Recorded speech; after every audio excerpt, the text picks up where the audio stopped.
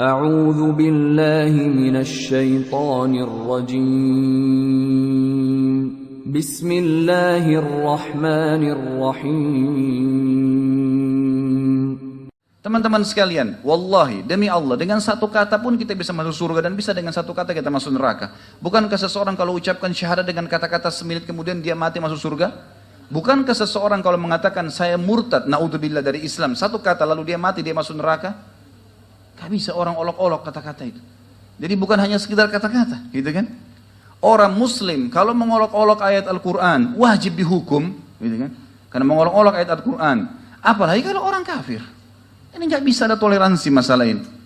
Lalu subhanallah muncullah orang-orang yang Allah subhanahu wa ta'ala, kalau saya melihat kejadian ini adalah Allah ingin membuktikan, membuka kepada kita kaum muslimin di Indonesia, bagaimana sebenarnya umat Islam untuk bisa bersatu, siapa di antara kalian yang orang-orang munafik, siapa di antara kalian yang benarnya orang-orang kafir, gitu kan.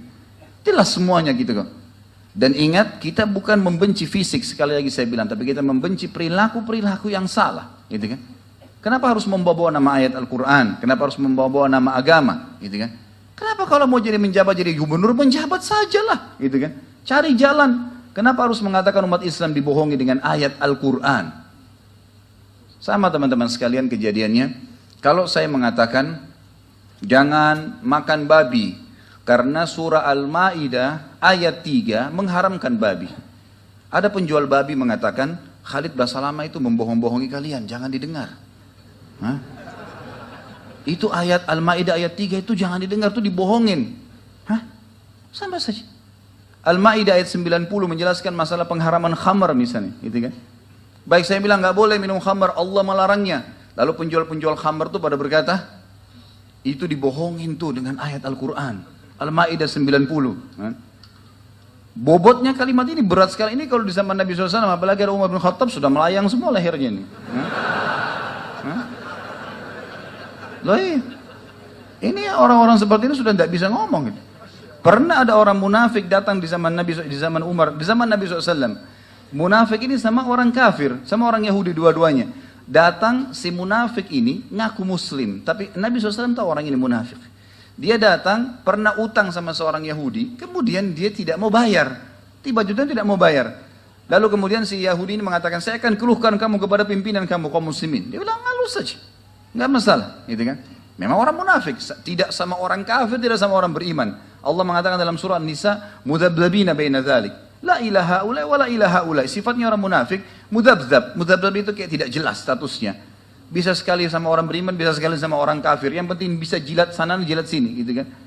Maka tidak kepada ini, tidak kepada kelompok itu. Lalu kemudian kata orang Yahudi, saya akan lapor kepada Muhammad, nabi kalian. Kata orang munafik, silahkan. Toh saya juga tidak yakin dia sebagai nabi. Pergilah. Ya Muhammad, kejadiannya begini. Ini dia ngaku muslim, dia ngambil utang saya tidak bayar. Kata Nabi SAW, bagaimana kau bilang? Tidak ada uangnya, saya tidak pernah ambil, kata si munafik. Nabi SAW melihat segala macam hujah, argumen, ternyata si Yahudi benar. Kata Nabi SAW, kau harus kembalikan haknya dia. Dia benar, si Yahudi ini, gitu kan. Orang ini mengatakan, baiklah, baiklah, saya akan kasih, gitu kan. Kemudian keluar dari masjid, ternyata orang munafik ini bilang, enggak, saya enggak mau bayar. Lalu kata Yahudi ini, siapa yang kau percaya setelah Muhammad? Enggak ada. Mungkin ada temannya, Abu Bakar. Pergi ke Abu Bakar.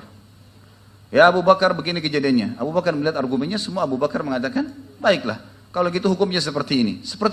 Persis seperti hukum Nabi SAW. Keluar, dia mengatakan, Yahudi ini, ya orang munafik ini bilang, baiklah, baiklah, saya akan bayar. Keluar dari rumah Abu Bakar, dia bilang, saya nggak mau bayar. Loh. Dan berkata lagi, ya, pada saat itu si Yahudi, siapa yang kau percaya lagi? Dia bilang, coba kita ke Umar. Pergi ke rumah Umar.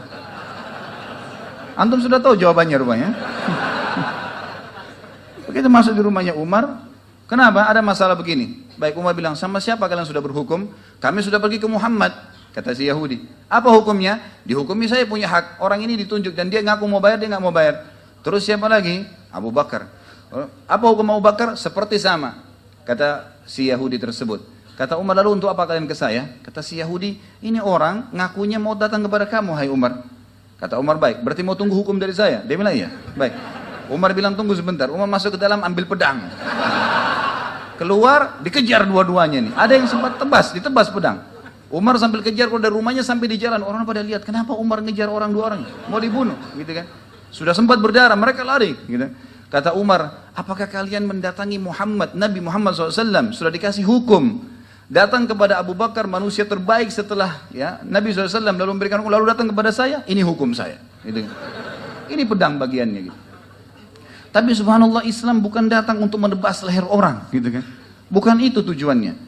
Hanya saja teman-teman sekalian, kita ini karena terlalu menganggap remeh, mungkin selama ini Al-Quran dianggap ayat Al-Quran, atau kata-kata saja, atau seperti itulah, akhirnya sampai subhanallah dianggap remeh, gitu kan. Ini orang hanya sekedar mengejar jabatannya, ya sudah, kemudian dia mengatakan umat Islam dibohongi dengan Al-Ma'idah 51, ini kebohongan yang luar biasa ini, kebodohan, dia menganggap, mengolok-olok ayat Al-Quran, dia menganggap ayat Al-Quran itu berarti bisa dipakai untuk bohongin orang, padahal memang bunyinya jelas mengkafirkan, gitu kan. Nanti akan saya bacakan banyak ayat berhubungan dengan masalah ini. Dia menganggap orang-orang yang menggunakan ayat itu untuk menjelaskan kalau tidak bisa pilih pemimpin muslim adalah orang-orang yang membohongi kaum muslimin. Berarti ulama yang membahasnya juga dianggap bodoh. Luar biasa ini. Sudah ayat Al-Quran diolok-olok Allah dan Rasulullah. Ingat ya, hukum dalam Islam kalau ada orang mengolok-olok ayat Al-Quran ditebas, emang hukumnya dipenggal lehernya, gitu kan? Kisos itu dalam Islam. Dan kalau seseorang ketahuan, teman-teman sekalian, hukum kisos terjadi. Kalau ketahuan seseorang itu melakukan satu perbuatan mungkar, misal penyihir lagi praktek kedapatan kepergok, ya, orang lagi melakukan satu perbuatan berzina kepergok, gitu. Apa saja perbuatan pelanggaran, gitu ya. Kalau dia melakukan, kemudian kepergok, dia melakukannya, ketahuan, kedapat, kamera kah, perkataan kah, apalah, ada buktinya, maka hukumnya walaupun dia taubat, dihukum. Gak bisa enggak. Gitu kan. Ini orang berzina nih, kepergok, lalu kemudian sementara di penjara proses nunggu dia dirajam atau dihukum, kemudian dia bertaubat. Apa hukumnya? Walaupun dia taubat teman-teman, tetap harus dihukum, kena kepergok. Lain kalau orang tidak kepergok, ada penyihir, pernah dia lagi praktek ketangkap, di tempat prakteknya ada macam-macam, ada buhul, ada segala ketangkap, maka itu hukumnya harus. Hadits Nabi SAW, haddus sahiru darbatun bis saif, hukuman penyihir penggal lehernya, selesai, ketangkap, kepergok. Tapi kalau dia pernah menyihir, dia pernah berzina, dia pernah melakukan perbuatan-perbuatan salah, pernah, kemudian dia taubat sekarang, Allah tidak bongkar itu ke hadapan umum, halayak, bukan ketahuan, bukan kepergok, lalu dia taubat, diterima taubatnya kepada Allah SWT. Dan tidak dalam Islam pengakuan dosa, oh ya saya pernah berzina, saya diapain, enggak. Islam sama Katolik berbeda, gitu kan. Islam tidak ada pengakuan dosa, sudah bertobat ya sudah, silahkan taubat, dan tidak dihukum lagi dengan perbuatannya yang telah berlalu. Tapi kalau kepergok nggak bisa. Orang ini kepergok mengucapkan kalimat di depan muslimin. Bagaimana caranya? Gitu kan? Sesuatu yang tidak mungkin bisa dengan oh sudah minta maaf gampang, maaf ya saya tidak bermaksud. Enak benar. Hah? Saya tidak bermaksud bagaimana? Gitu kan? Ini sesuatu yang tidak mungkin. Hukuman tentu kita serahkan kepada pemerintah kita. Dalam arti kata hukuman ini hukum mestinya. Tidak bisa dia ngucapin maaf selesai. Gitu kan? Dia sudah tidak boleh mesti ikut dalam pemilihan, dia sudah tidak boleh dalam jabatannya, apalagi memang di tengah-tengah kaum muslimin. Tidak boleh orang Islam dipimpin oleh orang muslim, di daerah kita mayoritas, mustahil. Banyak ayat-ayat Al-Quran berbicara masalah itu. Kalau ada orang-orang munafik di sekitarnya, muncul orang-orang munafik, subhanallah kelihatan hidung-hidungnya, mulai muncul sekarang.